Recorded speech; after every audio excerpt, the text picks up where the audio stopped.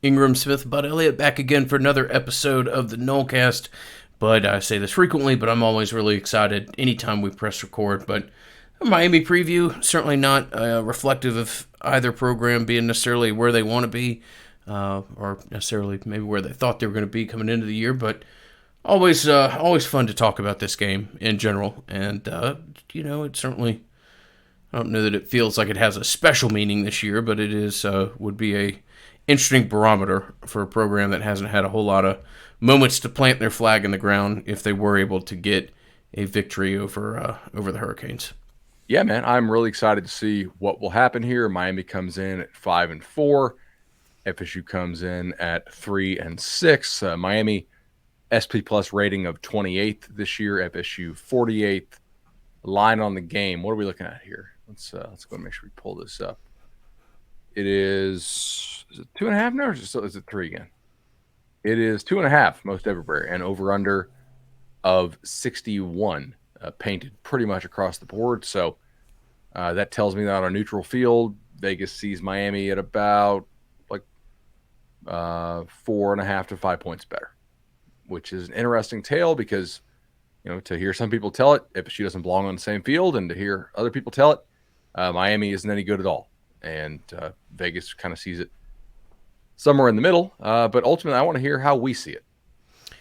Before we get too far into it, we will thank the cool people that are on your hat right there. Tarpon Cellars Winery, great partners of the Nolecast, and a great opportunity for you guys to find any last-minute holiday gifts to Florida State people that have launched really a little tiny world-class boutique wine company. TarponCellars.com, coupon code Nolecast. The 2017 and 2018 are some of the better Cabernets out there, ranked anywhere from kind of 91 to 94, if that's your thing. So give them a look. Coupon code Nolecast. To your point a second ago about the broad kind of ideas as to what particular parts of a fan base think about this team, it's interesting, Bud, because there's almost moments in every Miami game this year where you could be justified thinking whatever you want to about them, that they're one of the more talented teams. Now, I'm not saying they're, a top 10 team, but a nice team with really nice parts who flash. And then in the same game, 10 minutes later, can convince you that this is a team that doesn't believe in its coaching staff, doesn't care to tackle, doesn't care to play responsibilities. It is wild in the sense that when I look at Miami, I see, not just a team that wavers from game to game, but a team that really throughout the course of a game will show you kind of every side of itself. Completely agree with you there. They're an inconsistent football team. Just from having watched most of their games this year and having watched obviously all of FSU's games, Miami's best is definitely better than FSU's best. Its F game is kind of similar, to be honest, to FSU's worst game. They don't always play their best. They certainly don't always play their worst. They're a better team than FSU is, but that doesn't mean that they necessarily, will come away with the victory on Saturday. They have won 3 in a row, and to be honest, they had a really nice comeback attempt to almost have 4 in a row there in the second half against North Carolina.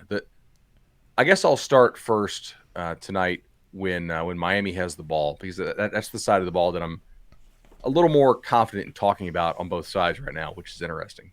Because it's actually, Miami's offense, it's been pretty damn good this year. And sometimes in ugly ways, but extremely effective against a very difficult schedule. They have my number 2 strength of schedule to date in the entire country. And I think that is sort of maybe been hidden for some people's expectations. But they've played Bama, they've played Michigan State, they've played App State, who I think is going to win the Sun Belt. And I think App State's going to beat Louisiana in that rematch in the Sun Belt championship game. They played Virginia, North Carolina, NC State, and Pitt, and Georgia Tech. That's a really difficult schedule. FSU is the 3rd worst team they will have played this entire year. I mean, Central Connecticut State obviously is 1. Georgia Tech being the 2nd worst team, then FSU. So that's pretty impressive when 6 of your 9 games are against top 40 teams, and the vast majority of them against top 25 type teams, at least according to my power ratings. They came into the season with D'Eriq King, the quarterback. he didn't look fully healed up from that knee injury that he had, and they were not very good with him in there. Ultimately, he did not play very well, and then he got knocked out for the year. If King kept playing for him, I don't think Miami's going to a bowl, dude. I mean, he was playing poorly. 4.5 net yards per attempt, more picks than touchdowns. And they turned to this kid named Tyler Van Dyke. And like, who the hell is Tyler Van Dyke? I certainly don't think that Miami thought he was going to be their savior at all. He was the next guy up because King went down for the year. And he was not great against Virginia.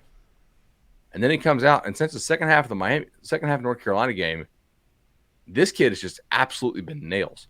Miami is throwing the ball down the football field in an explosive fashion, about as good as any team in my ratings in the last 4 games, not named Ohio State. So you are facing a passing attack that is coming in here scorching hot. I mean, they torched Georgia Tech. They torched Pitt. They outgained Georgia Tech, I think, by 225. 3 ridiculous fumbles in that game are what kept that thing close. To be one of them, which turned into an instant touchdown. Yeah, exactly. We mentioned this. They had a 2-point conversion that was returned. I mean, it was one of the more nutty games that I've seen recently, and a scoreline that was certainly flattering to the team from Atlanta. So he's out there throwing lasers, dude. They're not afraid to throw the ball down the field. Miami. So there's a bigger narrative here, right? So Van Dyke is playing extremely well for them. 64% overall. It's better than that in the last couple games. Obviously, the UVA game when he was first in there was kind of up and down. 15-4 touchdown interception ratio. He's got an adjusted net yards per attempt of 9. That's getting it done. Like, that's really, really good.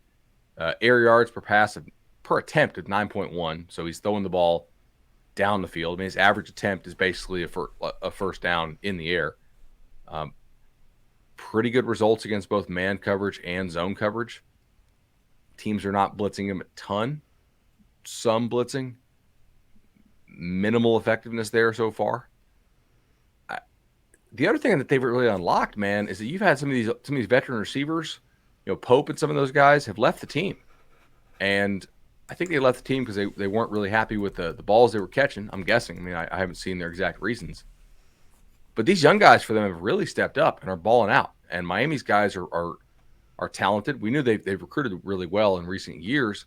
And they finally had some guys that are making plays one-on-one on footballs. So they're attacking really, really well through the air. Pretty efficient passing game. Certainly an explosive passing game over the last 4 weeks with the new quarterback. And they also have not a super consistent running game over the last 4 weeks, but one that it has been explosive with the emergence of more carries for Jalen Knighton, who was he hurt to start the year or suspended? I forgot what it was, but he wasn't playing a whole lot to start the year. And then now he's been playing a lot more recently. Well, and he's been the benefactor of an injury/opportunity as well. With the emergence of Knighton, with Rambo, who's a really kind of impressive kid, will make some nice flash plays, but also fumbled the ball once against Georgia Tech and almost fumbled again.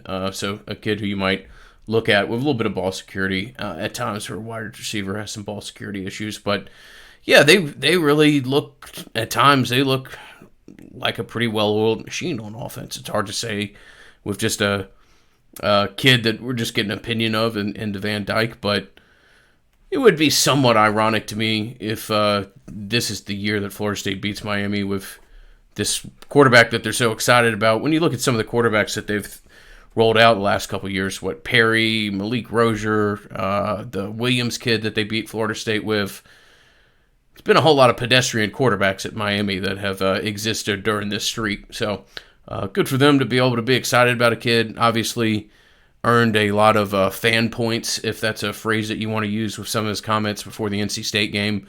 And even earned a whole hell of a lot more when he went out there, played really hard, and backed it up. So become a little bit of a cult favorite in really the span of a month. So certainly has emerged on the scene. Yeah, exactly. They're also throwing the ball really well to Knighton. He's been a big time receiving threat against NC State. I'm not a huge fan of passes to backs. Everybody's like, "Oh, throw the ball to the backs." I'm like, a lot of times it doesn't work. With Jalen Knighton, it does work, and this is something we're going to have to really watch for FSU.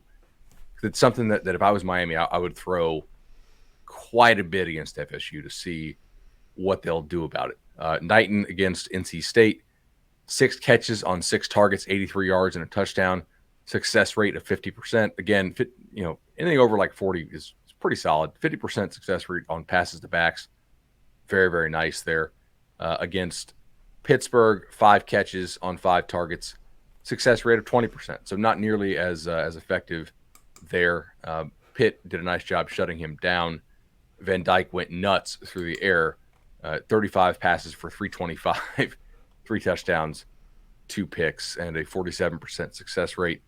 Against NC State, again, 4 tutties, no picks, 325 on 33 throws, success rate of 50%. So really, like, the thing I'm picking up here is it's more than just the explosiveness. They're also a fairly consistent passing offense. This guy seems to know what he's doing. It's a little bit weird how Miami didn't realize what they had here. But again, this happens all the time. I meant to say this on the last episode when somebody was like, well, look, Tennessee managed to find a great Josh Heupel managed to find a great quarterback in the transfer portal in Hendon Hooker. No, he didn't. Do you know the quarterback that Josh Heupel signed to the transfer portal, guys? His name is Joe Milton. Jeremy Pruitt got Hendon Hooker to come to Tennessee, right? When Heupel got there, he didn't think Hooker was going to be the guy. So he went out and got Joe Milton from Michigan, who can't play. And even in camp, they couldn't figure out that Hooker was the better player. When he finally got in the game, he started balling out. I was like, oh, I need to start betting on Tennessee now. Like, I thought they were going to go Joe Milton. I was very excited to bet their season win total under, this year based on the fact that they went out and pursued Joe Milton. I guess it goes to show you that quarterbacks are, by and large, a crapshoot. Past like the Trevor Lawrence stage, it is very much up in the air. If you're going to get a good one or not, it's just tough. All you can do is stack them, hope you develop them, and pray. But anyway, Miami's hit on one here. I think he's really been really nice. I think it's unlocked Charleston Rambo for them, the Oklahoma receiver who transferred in, and that kid's been absolutely on fire against Georgia Tech. Now, look, I will say this: Georgia Tech is not a good passing defense. Georgia Tech's passing defense, let me pull some of this stuff up here just so I can tell you guys. That's the most recent team he torched. Ingram, I don't know what your boy's doing there in Atlanta, man. I mean, this is – check. I'm going to read these off. The fan base has never been in love with him, and they're certainly not now. It's been an interesting marriage there down on North Avenue. Passing success rate allowed for the Yellow Jackets. You want to take a guess? Humor me. 121st. All right. Passing efficiency allowed, 126th. Passing explosiveness allowed, 115th. Passing completion rate allowed. They're allowing 66% completions on the year. That's tough. That is tough. Air yards per pass, 10.1. That's also very, very high. Adjusted net yards per attempt by Georgia Tech, 128th in the country. Only 2 teams worse in the entire FBS. So, look, it is fair to say, hey, that he torched Georgia Tech. Yeah, that is true. Georgia Tech's passing defense sucks. It's unbelievably bad for a team in year 3 there. And they don't have much of an excuse because, like, they weren't running the triple option on defense. Yeah, those stats are all the more impressive when you consider the Clemson game and the very little offensive production that Clemson throughout that afternoon. So, and they played Northern Illinois, who does not throw the ball well. Duke certainly is not really chucking the ball around super well. Yeah, UVA does throw it around extremely well. Vatek, not really.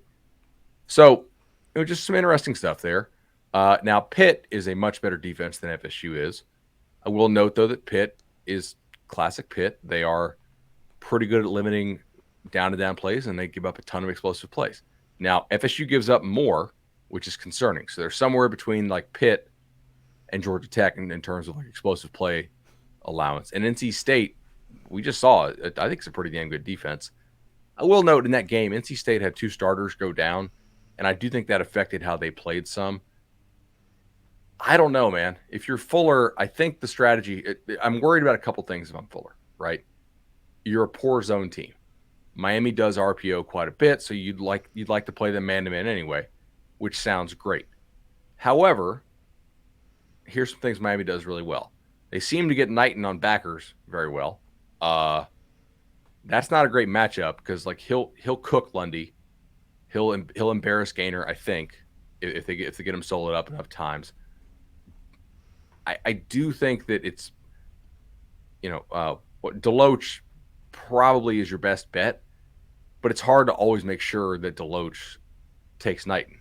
Formationally, I'm sure if you're Miami, you want to try to avoid that.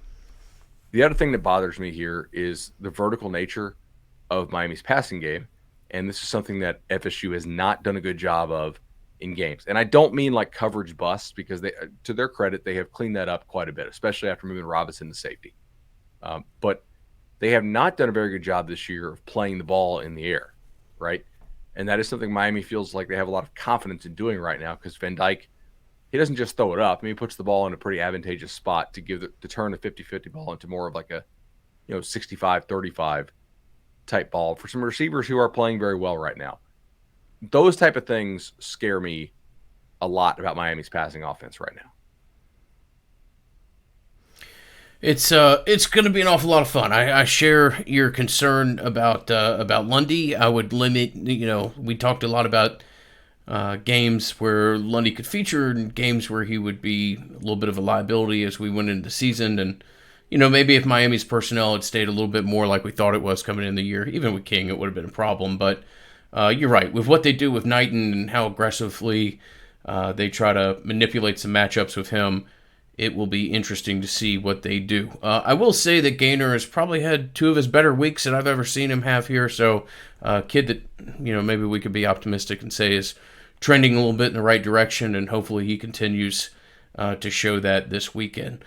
Before we do kind of what it may look like when Florida State has the ball, Bud, why don't we lean on your experience to tell people what it's like when the ball is in your court and you seek the good guidance of Shannon and Chad? Yeah, let's do that. The email today says, #BeatMiami. Hey, guys, we have another closing. Can we get T-shirts sent to David and Julie in Hendersonville, Tennessee? I think that is our first Tennessee homeowner. Pretty cool, man. David and Julie, really appreciate y'all and your patronage of our Nolecast sponsors. I did use legendary team 844 FSU Loan, 844 FSU Loan. I used them twice. They were awesome. I talk to those guys all the time, and just fantastic people to work with and good friends of ours. I think they treat you right, fair, honest, great rates, knowledge of the market, customer service. It's really everything you want. Nobody's like, yeah, I'm really excited to get a home loan. But if you're going to do it, might as well go with some Noles who really will treat you right. Give them my full endorsement on that. So shout out to David and Julie for another Nole Loans closing. Do it now. Do it now. Window is closing on some of these more favorable opportunities. That's just a little random Zillow commentary. Just unloaded a whole lot of properties. Right. Yeah. That's true. That's true. That's a good lesson in you can be directionally correct, but yet not profitable. If you want to talk a little econ here, based on their model. Not that I have a better model, but anyway.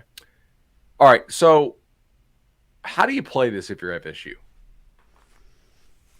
Do you say, hey, corners, go out there, win one-on-one? We're going to try to clog the middle of the field, make them throw outside the numbers. Do you try to go a little more NC State game plan and basically try to keep everything in front of you, nothing over the top, win in the red zone? Miami this year is an interesting group because they are actually 23rd in the nation in pressure rate allowed. They don't really allow a whole lot of pressures. But when they do allow pressures, they tend to allow sacks. Part of that was certainly King, who was getting sacked like crazy this year. Van Dyke, not so much. I don't know that I would blitz them all that much. Probably, I would probably see if I can flood the coverage windows with more defenders, and hope my defense gets home with my defensive front. They have played good defensive fronts, I will note. They played Alabama. Alabama embarrassed them. They played NC State. NC State, we talked about, probably a better run-stopping front than a pass-rushing front overall. They played Pitt. I think Canty was out for that game for Pitt, but that's still a good front. And they've also played – who's the other – I was looking at it. They've actually played some decent defensive fronts. Michigan State's okay up front, and that was really back when Miami was trying to find its footing. Do you trust your back end enough to send a whole lot of pressure here? I don't know. Maybe you do. No, I don't, and I think I really think you got to make this kid earn it. And I hate to speak in cliches, but you don't need to turn around like you did last weekend and see a 70-yard ball go or a 62-yard ball, whatever that was, where Jones and there's some confusion between a safety and a cornerback, or at least a tough place that a cornerback's put in, and you turn around and points are scored. I just wouldn't let that ball of momentum get going, and I know that's normally not terms that we use on this podcast as far as energy, momentum, things like that, but you don't want Miami to come in here, score twice, and it be 14-0, and score on two big chunk plays, and know that you're not really set up for any kind of major comeback. You let a kid get a ton of confidence. I don't think this is going to be any kind of super hostile atmosphere or anything, but it still will be a little bit of a challenge in a game that naturally has some higher emotions in it than others do. I think you kind of offer to bend and not break, and try to make him, make 9 to 13 correct decisions in a row, and see if they can go about doing that, and kind of try to build from there. Tackling is going to be so important in this game. Miami, they run a very, very spready offense, right? And they are super up tempo. Here is the list of the teams that I have ahead of them in my adjusted tempo ratings. Are you ready? Kent State, who's playing tonight. You may have them on your TV behind you. I don't know. Mississippi, Duke, Pitt, Tennessee, Arkansas.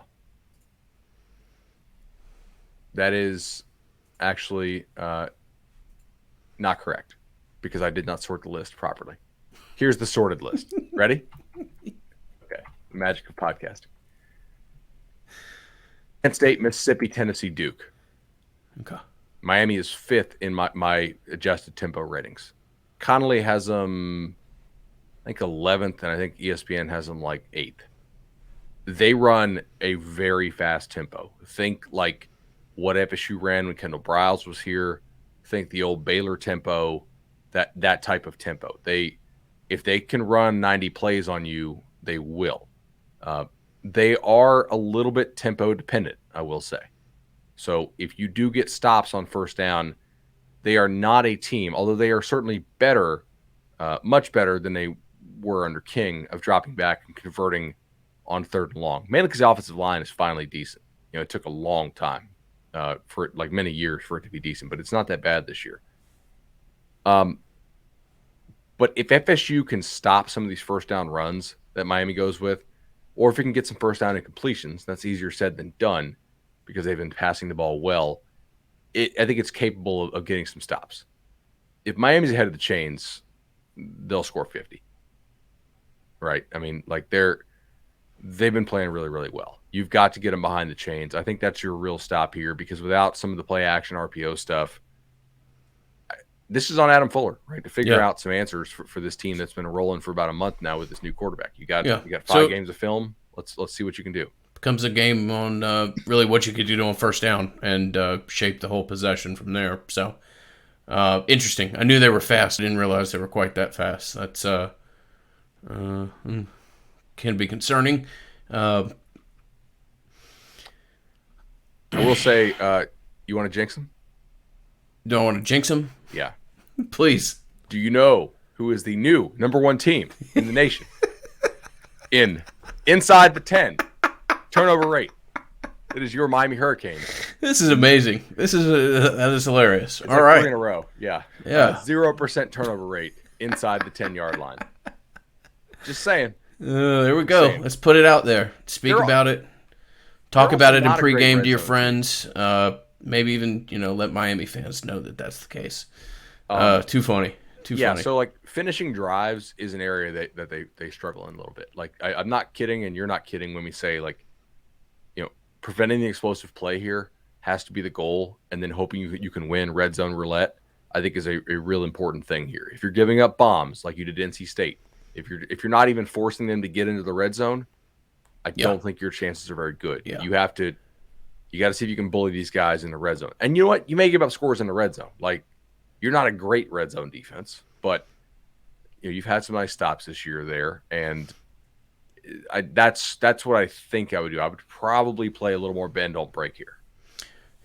Obviously, if somebody scores on you, it's not a good deal. But just to kind of simplistically repeat what you just said, yeah, this cannot be a game where Miami's scoring from the 33 or the 47 or whatever else. You need to get them in there and make them execute on 4 or 5 plays in that condensed part of the field. Any part particularly you feel real good about this matchup as far as when Miami has the ball? Obviously, Florida State's strength of defense is and continues to be its defensive line. Like you said, they've faced some other pretty good units. I got a couple spots where I think you can probably exploit them. Van Dyke has been a decent runner, but I think part of that is because people were surprised at how good his wheels are. I don't know that he's a tremendous featured runner. So he's got 141 yards on 23 design carries this year. That's pretty good. It's 6.1 per carry.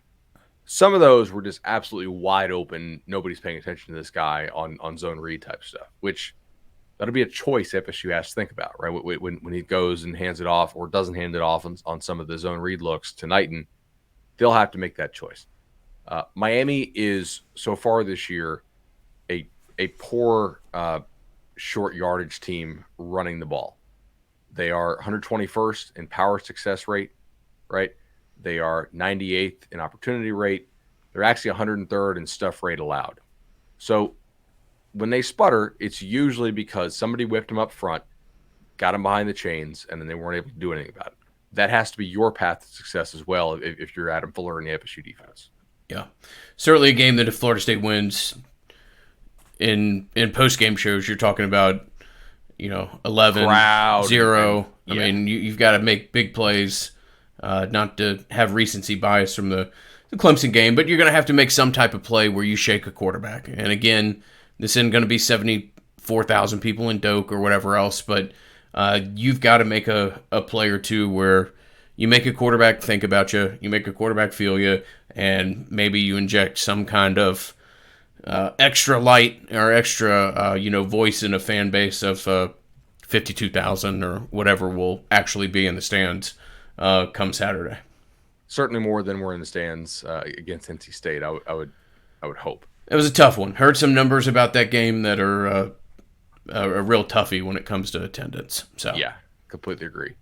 All right, where do you want to go now? You want to go a little FSU offense, Miami defense? Yeah, well, Florida State has the ball. I really feel like we need to start this conversation with a health conversation. I'm not talking about Jordan. I certainly think that Jordan will be out there. What's your opinion about what the starting 5 will look like on the offensive line, bud? Because I not to belabor the point, but I'm surprised by how many people, when discussing the NC State-Florida State game, don't really realize how much of a handicap you're operating if you don't have your 2 guards in there, or the 2 guys who at this point I really think are your 2 guards. Yeah. I actually don't know what they're going to roll with, right? The Gibbons thing has been a mystery to me all year. There's been weeks where you and I have thought he wouldn't go, and he managed to go. Last week, obviously, he couldn't go. Love Taylor is really a liability in there right now, unfortunately. I mean, it's just very clear that he either hasn't recovered fully from that offseason or from the offseason surgery, or maybe he has an additional ailment going on. If you have to play Brady Scott, that's concerning. That's not a player who you're probably going to win with on this level. My guess is because it's Miami, some of those guys will try to go, I would think, but I'm not super confident in that, man. Okay. I'm not. Are you? There's one voice or face, if you're watching, that is a legitimate gambling expert, and there's one that's not. I would say that if you're interested in this game, that I think you can get a pretty strong feel for what direction it's going to go in when you see the offensive line starters announced. And if you're starting the last 2 guards that you did last Saturday, I don't see a real clear, legitimate path to victory, to be honest with you. This is if you want me to do a 3-minute podcast on a preview of this game, I will talk about this and only this. If Gibbons isn't back, and hopefully you get Bavion as well, then I think you're just looking at an offense that may be able to score 21 points tops, and I don't think that's there's too many plans or realistic projections in a game that could see you beat Miami with this offense right now. So I agree with that. But if those guys can go, which is let's preview it as if they can, because otherwise it gets real depressing. Right? I personally think you'll get Bavion. Gibbons is exactly what you just said a second ago. As much of a player in the 10 or 12 years that I've had a real finger / thumbprint to the pulse of this program from an injury perspective, that I've probably gotten wrong on as far as who I thought was actually going to start and whether a kid actually ended up in the lineup. And a credit to Gibbons for being on the right side of that as many times as he has been. For sure. All right, so Miami's defense this year is interesting. Miami's defense has pretty much always been better than its offense under Manny Diaz. For all the flack he gets, he's usually been a pretty good defensive coach. This year, this defense is still better than FSU's defense. It's 43rd. I think FSU's is like 55th. That's a pretty small gap, right? I mean, that's kind of middle of the pack. And once you get like outside of like top 25, top 30, the gaps are fairly small. So these are two similarly good defenses, but they're very different in how they achieve their mediocrity. Miami's defense does a few things that actually makes me think FSU can win this game. They are 130th out of 130 teams in tackling. They don't tackle worth a damn. Their linebackers are 129th in havoc rate. You think FSU's linebackers are bad? They are. You're right. Is Deloach the best linebacker of these two teams combined? Yes. Miami's linebackers are problematic, for sure. I know it's an easy, lazy comment to make, but how in the hell in the universe of college football is it possible that Miami and Florida State have as bad of a linebacking core as they do? It's fair. Hard for me to believe. With as many, high-quality 3 and 4 stars, I realize that the cream of the crop in the state of Florida, neither of these schools are signing a whole lot over the last 5 years. They're normally bound for the upstate of South Carolina or Tuscaloosa or Athens, but or I guess now a little bit of College Station as well. But man, you can get 3-star, 4-star kids that are located within 100 miles of both of these campuses and develop into decent linebackers. It's just a tangent, not for the Miami preview, but it is baffling to me as to how these two schools have as bad of a linebacking core as they do. It definitely is. I think they've both taken some higher rated kids who have busted or they failed to develop them. I'll say, like, I got plenty of complaints about Chris Marv's recruiting. I think he's done a nice job with Deloach this year. I mean, and we've seen some signs of progress by Lundy. He's just limited. All right, so let's continue with some things about Miami's defense that if I'm FSU's coaching staff, I'm looking at it and saying, all right, we're not good, but like this could, if things break our way, give us a chance to upset the Canes. I already went over horrendous tackling team. They do not tackle. They have had a bit of a youth movement on defense. Bolden's gone. A couple of those other guys are gone. I think their secondary has been much better since they went more Kitchens and Williams in the back end. However, I will note this: Miami, 120th in explosive runs allowed. That's like the only thing FSU does well, guys, on offense. I mean, and they do it really well. They're an explosive running team. Miami, this pairs pretty well with poor tackling, right? Like if you really tackle poorly, you'll probably give up some explosive runs, and they do. They give up quite a few explosive runs. Again, like I said, 120th there. Run defense overall is not that great. 66th in success rate allowed. They've played a tough schedule, as I've noted, obviously. I mean, FSU's not Bama. It's not NC State. But FSU, when it's moderately healthy, and if it's not, screw it. They're going to get blown out.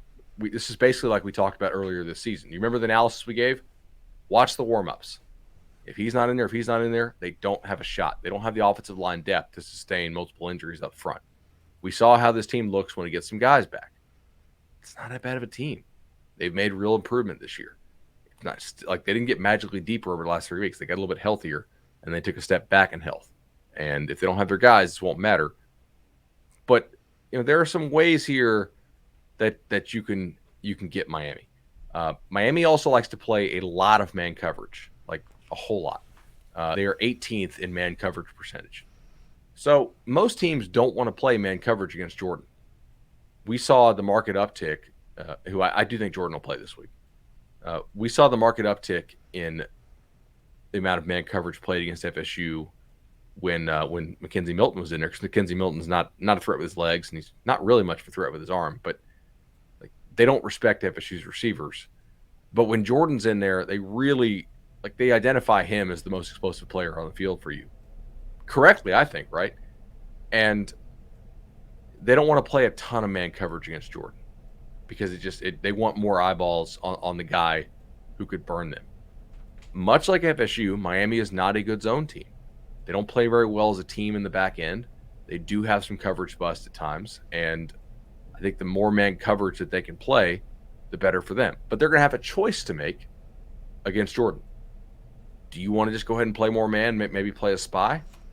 I don't know. The other thing I'll note here is that FSU is not the only team dealing with injuries in this spot. While Miami is getting healthier along the defensive front, I did see Manny Diaz spoke really positively about Jared Harrison Hunt, who's one of their big-time defensive tackles in the middle. So that's not great news, given that you're hurt at the guard spot.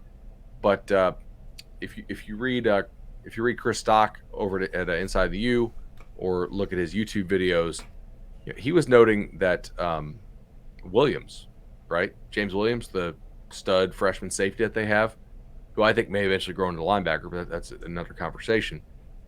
Basically wasn't was in a red non-contact jersey, was going through drills, but kind of only going through the motions. When they would throw the balls to the receivers in the drills, would not actually receive a throw. Like they would just skip him, and was pretty clearly favoring that left shoulder.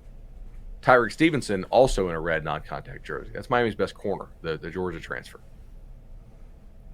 Look, it is important to have safeties when you're playing Jordan. And Miami does not have good depth there. As I've noted, Bubba Bolden's already out for the year. They've already had, I think, another kid transfer there in the secondary. There's a path here. Like, you picking up what I'm putting down, bad run defense, a run defense that allows explosive runs. If you're healthy enough to give yourself a chance, I do trust this coaching staff to scheme up explosive runs against this Miami defense. Yeah, I mean, this is where we should have started. This is the place where you can feel fairly confident, again, depending on what your front five looks like, and where if you can create some room for these backs, then, yeah, you can see some tackle shed, and this is where if Florida State wins, this is how they're going to win this game, with creating shot plays, both in explosive run plays and then, working opportunities off of that and trying to find some selective pass plays where you can exploit some of the adjustments that Miami may make in your run game. So, we've talked at length about the wide receivers. You've got to see a step up there, and I don't expect much. My expectations are minimal. Yeah, I'm not expecting any steps up there. But last Saturday was one of the worst performances from a unit that I've seen. I mean, you just need to be better, and you need to have you're limited. Your pieces are what they are, but you can't go out and get manhandled. I agree, but you might. I mean, is there if that unit gets beat, receiver? I understand. You can't allow yourself to get blocked back into your unit group and stuff like that. Yeah, ideally you shouldn't get pressed back into the other receiver. That's not the best thing to have happen on play. I'm too sarcastic at times. Yeah, that was embarrassing last week. That was very disappointing. So defensively, you want to run over some names people should know for Miami. Harvey is by far their best pass rusher this year. I think Zach McCloud got dinged up last game, but I think he'll go. I haven't seen anything new on him. But Harvey has been their best guy, I think, pass rushing. They are a little bit better, I believe, on the interior. They do get upfield pretty aggressively. That's a unit that they basically just turn loose, and they ask their backers and safeties to clean up for them. That's really evidenced if you look at some of their numbers here. Their defensive line is actually number 3 in the country in havoc rate. So that ain't great for you. But their linebackers, when Miami is turning these defensive linemen loose and asking their backers to clean it up, something gets through, the cleanup is not happening often enough. You could argue it's been a little bit better in recent weeks at times. I think that's probably true. But ultimately, this is where I think some of those influence blocks FSU likes to do, some of the counters, some of the more confusing stuff they like to do, creating the extra gap in the run game, making Miami actually fit gaps. It'll be interesting to see if they'll do it, because that's how you're going to pop these big runs against these guys. And if you do get some even younger safeties in, Avante Williams is a really, really talented safety, right? He was extremely talented in high school. One of the absolute best safeties in the country. Florida wanted him. Miami wanted him. I wasn't on the rankings committee at the time, but like everybody knew the deal, right? The only real questions with him were going to be like, could he keep his head screwed on long enough to become a star, coming out of the land? So it looks like he's got some real ability. If Williams can't go, or he's not 100%, you'll probably see Avante there. But is that a guy you could take advantage of? He's in his first year playing for you, possibly. We'll see. Who else? I think everybody knows Nesta Silvera by now. That's a name who really crushed you. I think last year, Harrison Hunt's pretty solid for them. They took a transfer from Tennessee named DeAndre Johnson. He's been okay for them. But Harvey's the guy I think you got to watch out for. But in watching them, people do seem to double Harvey quite a bit. So just interesting there. Let me see.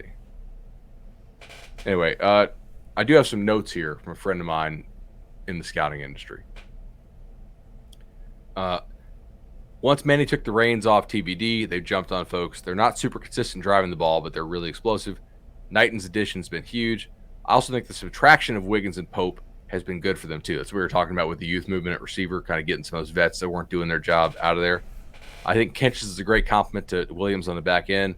Stevenson's a really good player on D. Again, we just went over those two guys. If two of those three guys don't play or are not 100%, that could obviously help you. TBD has the goods, though. Pretty fast, too. Rambo has found his stride. The pretty fast thing scares me, right? Like, I don't like that my buddy thinks that he's pretty quick. I think they've played a lot harder and more free since UNC. I think Bolden being out has a lot to do with that, too. He wasn't very good this year. Up front, Harvey's been their best guy. So, a little bit of disagreement there, but, I mean, I do trust the dude. So, I don't know, man. One other thing to note. Their punter's unreal. You seen this kid? Remember, it's the super tatted guy? Yeah, it's the Aussie. But seems like you've faced about 4 really good punters now. Just seems like everybody's got a good punter, but you. And Florida State, of all the problems Florida State has, certainly not their punter. And I'm not taking shots at Alex, but there's just some punters out there doing some things. And it's been a while since Florida State's had somebody who, every once in a while slap a 73-yard punt on you or something like that. So I will note this. You think FSU's kind of bad at kickoff returns? Miami is real bad at kickoff returns. They do some just dumb stuff on kickoff returns. That's what I'm saying, man. This team is a whole. They're 127 kickoff returns. They'll give you the whole. All 4 seasons in a half, much less a game, a half. I mean, Miami is incredible, if nothing else, that they will convince you about 3 different things as to what they ultimately are in a quarter.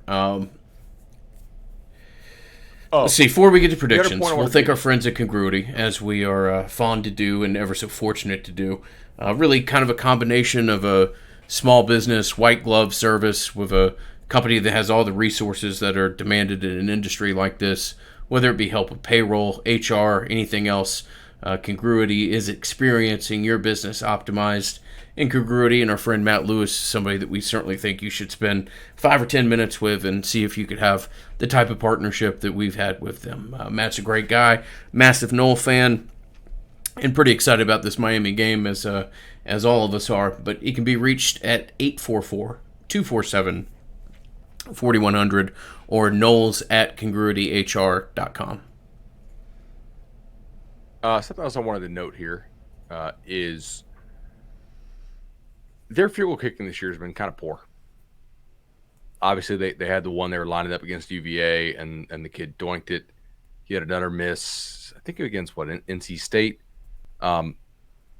Just that's another point I want to make here. We've not seen this guy make big time field goals over and over and over again. His brother did, obviously, but this is a little brother. We'll see. FSU's very familiar with having the older brother be nails and the younger brother not be quite as nails.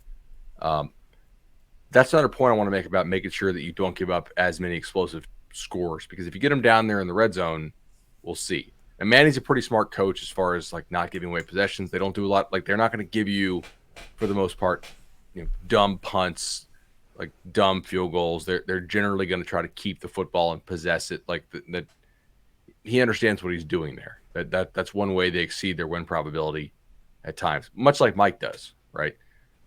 He just has a little bit better team, so when it doesn't go right, it doesn't, always end up like resulting in a bigger blowout. What do we got here? 45 minutes in. You want to go predictions, then we'll hit some questions? Yeah, let's do predictions. I think it's probably my turn to go first here.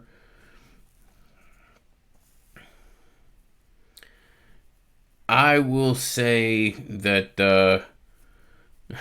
maybe I'm letting the little childhood dreams of Miami games get in my way, but I will say that Florida State wins 31-28 here. Oh, okay. I am going to go Miami 35, FSU 30. I don't like that the one thing Miami's doing really, really well right now, which is throwing the ball vertically, is something that FSU has not done well and cannot replicate in practice in any way. Right? Like there's a reason FSU's pass defense looks pretty good in practice, and then in real games it's just not. I don't think they get good looks from this in practice. Yep. So yours is an under slightly, but you wouldn't play that. Obviously, you'd bet FSU if you pick them to win. Because they're, slightly. Yeah. I have the over in Miami. We'll have to see how it goes. Offensive linemen get in there. We'll have to see how it goes. Austin leads us off with our questions here. Austin says, this week will be a big test on the linebackers. Yes, it will, Austin. With the RPO game Miami runs, how would you evaluate the play of the linebackers as of late? I was expecting this to be much worse than the secondary, but it's starting to feel the opposite. Yeah, Austin, like I said, I do feel like Gainer's had 2 really good games. Deloach has made consistent improvement. Lundy, good player, tough position that he's put in at times, but has not been the massive liability that I thought he would be. I don't think the linebackers are great. I think they still make some pretty silly mistakes in how they respond to some play action type situations. But on the whole, I feel like that unit has gotten slightly better over the course of the year. Yeah, I would agree there. The linebackers are, I don't think they're underachieving that much, right? Like you'd like to see him get more out of Gainer. I think Deloach is making real progress. You wish they could get a little more or anything really out of Dix. I don't have a whole lot of hope for some of like the older names that just aren't playing. Those are guys that I think if you want to just be ruthless about it, you kind of need to run off to create more room in the class and in the coming classes. That's probably not very nice to say, but I was actually talking to a personnel guy today for a story I'm working on, and he's like, yeah, we basically have to make life hell for our kids, right? This is not an FSU guy, by the way. Like, we need to make our life hell for some of these bench warmers who are planning on sticking around for like a lot more years. They're just never going to play. Yeah. Yeah, that COVID year is going to make that type of conversation all the more important and frequent. But what's that phrase? You ain't got to go home, but you got to get the hell up out of here. It's Time to turn off the lights.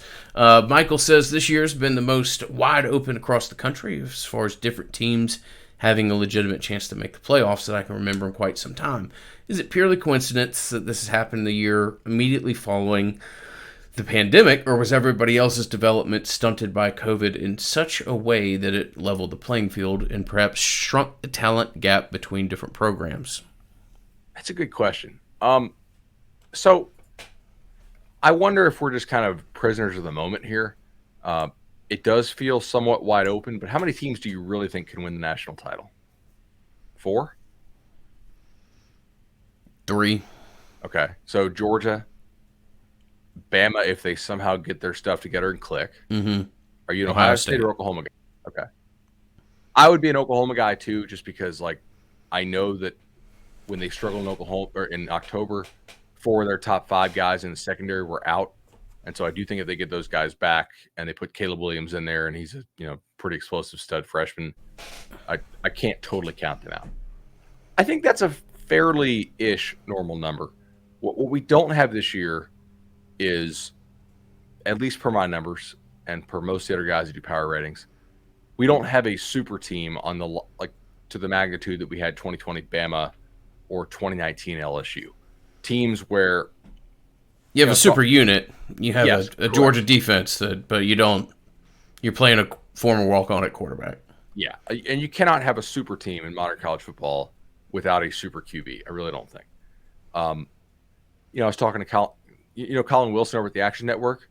Mm-hmm. We were joking. It's like, dude, that year I adjusted LSU's power rating up 20 points, and I still was getting beat betting against them. I was like, this is crazy. Like, how do you? We just haven't seen a team that's that good. And I mean, that LSU team was probably the best team in my lifetime, as far as like total power rating. And then Alabama comes around, and I don't really want to give that award to Alabama for last year because it was a COVID year and it's very tough to gauge what they were against some other leagues. But clearly, I mean, that was a pretty damn good football team. To me, like, it's not the top of the sport sucks. We just don't really have super teams this year. We also have a quarterback issue across the sport, which I think is a major cause of this. Georgia doesn't really have an electric quarterback, but among the other contenders, Caleb's a true freshman. Bryce is in his first year starting. DJ struggled this year. CJ Stroud separated his shoulder and also had some inconsistency issues, although his overall numbers are really strong. I think that's your other part of it, is you don't have the great quarterbacks because the class of 2019 quarterback recruiting class sucked. We've said this a lot, but it affects the sport quite a bit, 3 years down the line when we would expect those guys to be juniors. Also, how nuts is it that Devin Leary, I know I'm really rambling here, did you see he didn't get picked for the Davey O'Brien list? I did see that, yeah. Anthony Brown of Oregon is on that list. What the hell? Like, Devin Leary is dropping back, and we give FSU's defense some hell, but I was like, man, that's just a damn good throw. Like, this guy beat you with some NFL throws. I was not that pissed off for the most part about the defense in that NC State game. Like, they didn't play great, but like, it wasn't like NC State did things to them they didn't do to anybody else. That was a little embarrassing, I thought, for some of the voters. Let's see. Next 2 questions are both based around the wide receiver unit. It says, Matt asks, are the receivers the worst unit on the team now? Talent-wise, execution-wise, it would seem to me they are. Can you blame their awfulness on Dugans? As much as I like Ron, his unit looks like garbage in between the lines at times. Yeah, Matt, I agree with that. Just a group Lee's question here. Do you think FSU's receivers can get open, create some explosive plays that will allow the run game to open up? Can Florida State win this game if the receivers cannot? How well will the Florida State's... Well, we'll come back to that point as it's not really a receiver part of the question. Are they the worst unit on the team right now? Yeah, I mean, it would be hard for me to find a... Yeah. Well, yeah, it would be hard for me to find a worse unit. The answer to his question, can FSU find room for the run game without the receivers opening things up? Yes, it's done so all year. Like, the receivers have sucked in every game. Yeah, you haven't been able to leverage your wide receivers to get room running the ball, certainly. Yeah. Look, do I think they look well coached? No, not really, to be frank here. Do I think they're super talented? Again, also no. Some of your more talented guys had issues and they transferred out. DJ, although he got hurt at Indiana, right? No. Um, you know, Harrison at Oregon State, I don't think is doing very much, right? Is he doing anything for them right now? He had a couple flash plays in the first 2 weeks or so, and then I haven't heard a whole lot more from him. So he has 17 catches for 253 yards. I mean, that's not. He'd be a bell cow around here. Yeah, with those no, they run the numbers, ball a lot. I mean, Yeah. I'll say that. So it would be nice to still have him, but obviously This is what you get when you fire a coach after just 2 years, and you had a culture that was already pretty, tipsy. Let me see here. I think we already took Lee's question about the matchup of FSU's secondary against the passing game. We got a Soccerist question from Bobby. Bobby says, Ingram, I got a Soccerist question for you. High school soccer season just started, and hearing constant fans and players yell at defenders, just kick it out of bounds, got me thinking, is this the same as just punted on fourth down crowd from Florida State? Sure makes sense in some situations, but not all. As always, love the show and can't wait to be in Tally this Saturday to attempt the Mad So Old-Fashioned Challenge. Yeah, Bobby, I appreciate the question and the support of a longtime partner of us and the good people over at Mad So. Yeah, I mean, it's fairly similar. I mean, as a fan of a team that's in the Scottish League, which is like the most hilariously physical, just kick the hell out of people type league, it is also paired with some fairly elementary thinking when it comes to what to do, and some old soccer cliches like, if in doubt, lump it out or boot it out or whatever phrase you want to use there. As soccer's kind of progressed, it's been more about defenders that have the ability to control the ball, pass the ball, be the beginning of your attack, and in some way that idea of possession building out of the back is somewhat similar to people who may want to be a little bit more aggressive in fourth down decision making based off keeping the ball. But always appreciate the question and appreciate the support of a partner of ours. Matthew says the development deficit Florida State faced due to the coaching change has obviously been evident when you look at the team as a whole. Which players have been the most affected, aka developed the least since they arrived? Which have beaten the odds and developed the most, or perhaps exceeded their expectations? I mean, I would say guys, probably like a Babion, right, who have had 4 different offensive line coaches in 5 years. The dudes who have just had no consistency of coach from year to year are probably the ones who have been affected the most, I would think.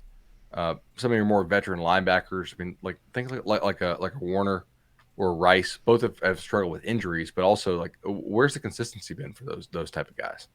That's one reason why I think, again, whether or not you think firing Willie was the right decision, I don't think you should compound that by uprooting the culture yet again, right? Guys who have not been affected by it, I'm trying to think here. Who would you say has beaten the odds?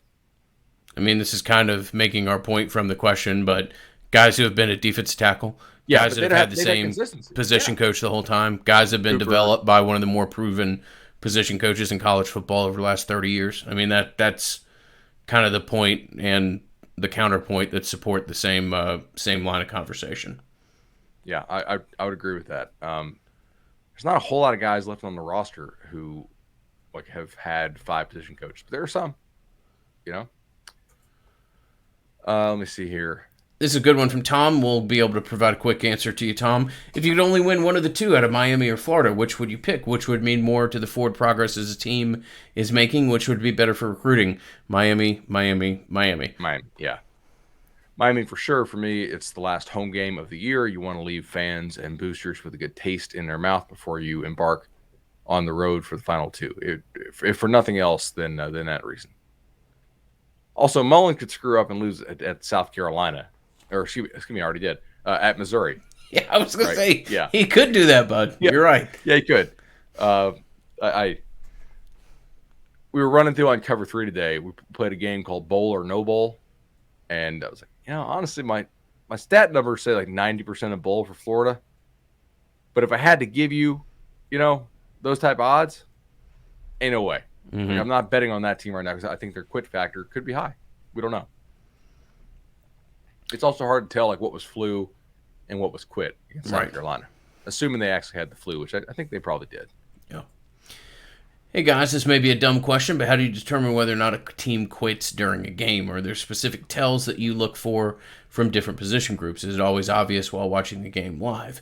Is it easy to determine when watching in the stadium rather than the broadcast? I'm just curious as to keep an eye out during games when teams are on quit alert. Yeah, but I'll certainly be interested in hearing what your response is. I mean, a lot of times the first thing that goes is like the general group pursuit on defense. Like, if a guy's in front of you, you're going to try to make the tackle. That's just instinctual stuff. But if you're, the backside linebacker, do you maybe continue to give effort on a play that 9 times out of 10 you're not ever ultimately going to be involved in? I mean, you just see some things to where the second or third level defenders aren't there because they aren't providing the effort and maybe the continued buy-in.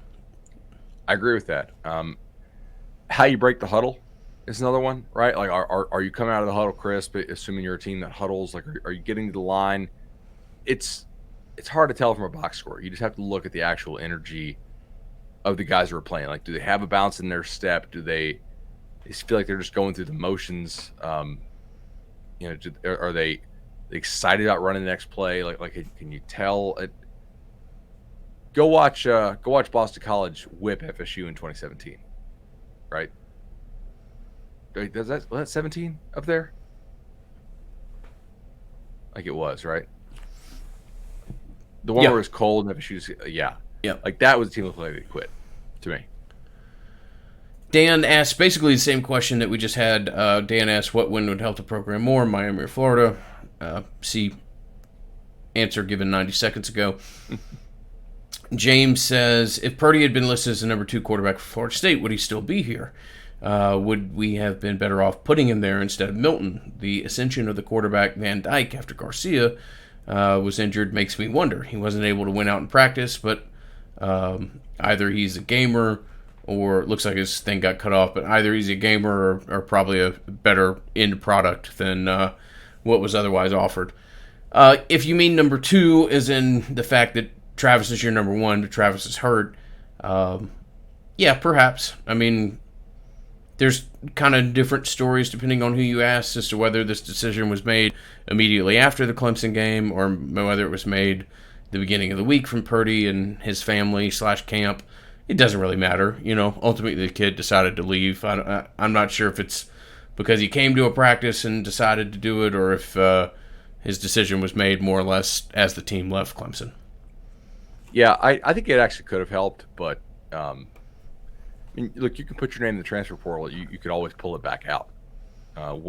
When he was in the portal, as of Tuesday? I mean, if he realized everybody on the team had the flu and he had a real chance to start, he could have pulled it back out. I think he realized, I'm probably not going to start. Right? It's probably going to be Milton. They just missed on him. Right? He was not a good player for them.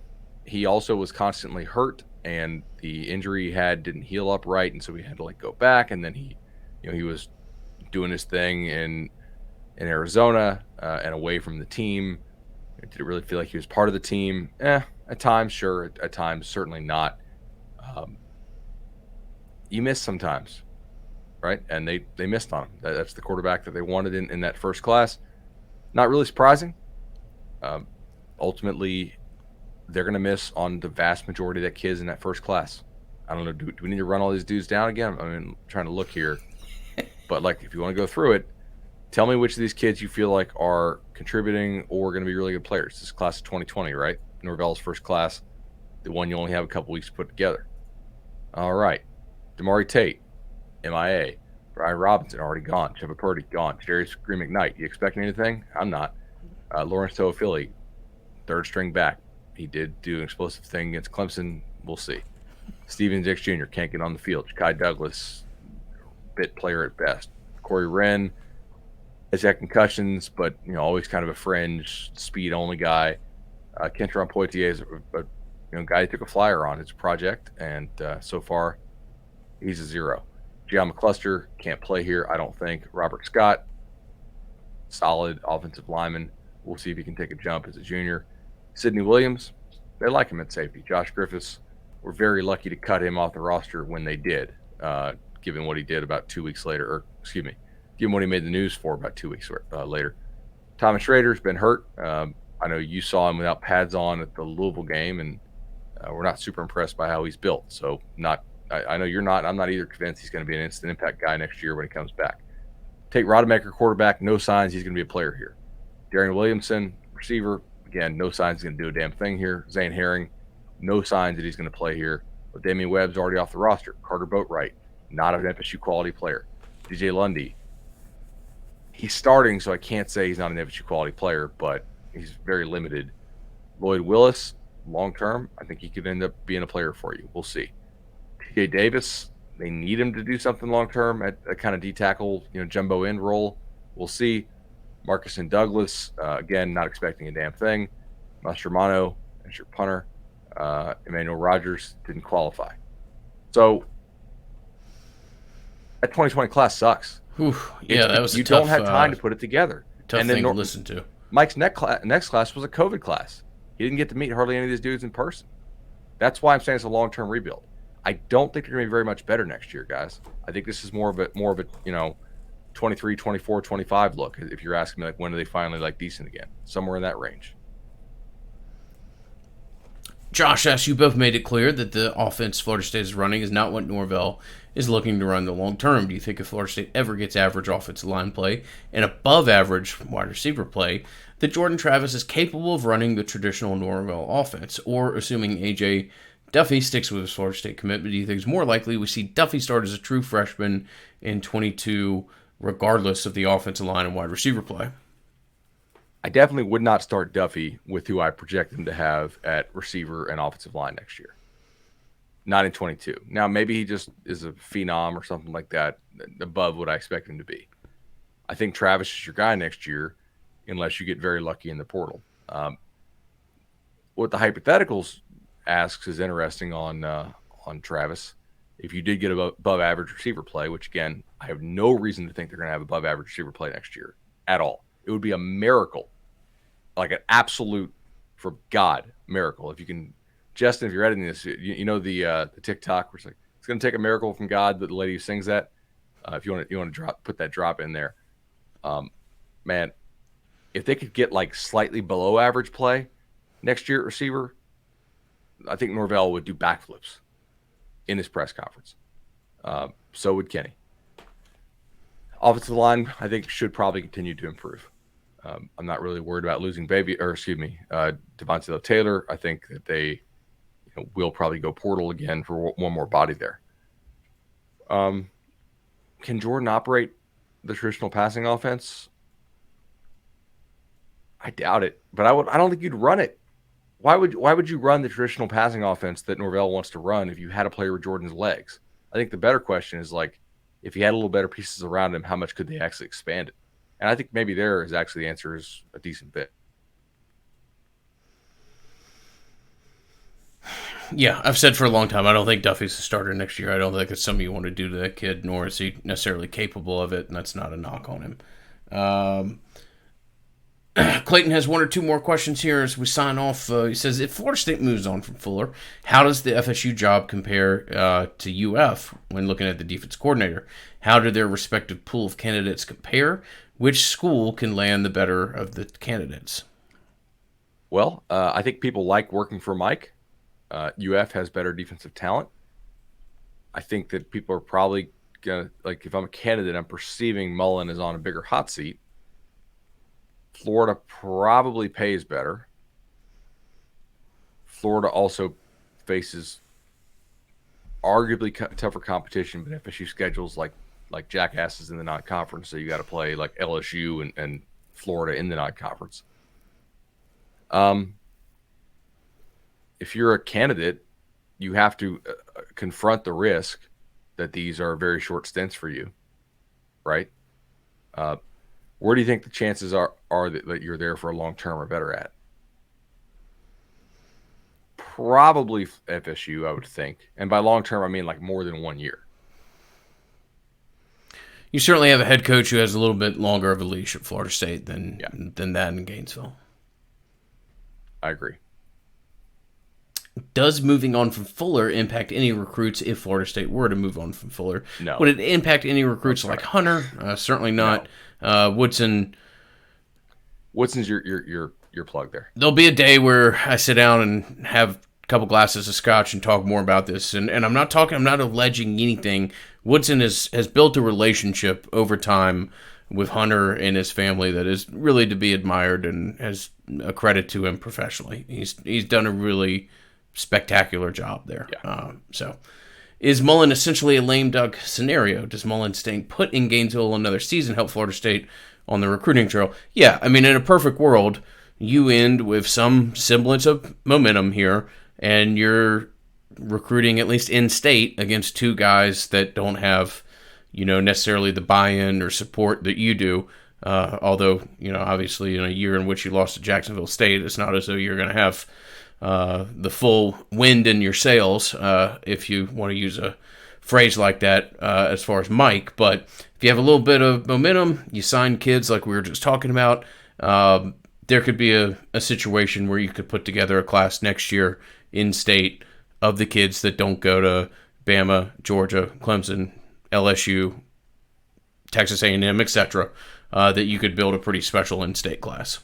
So, to me, there's not a guaranteed lame duck as long as you have AR-15 on that roster.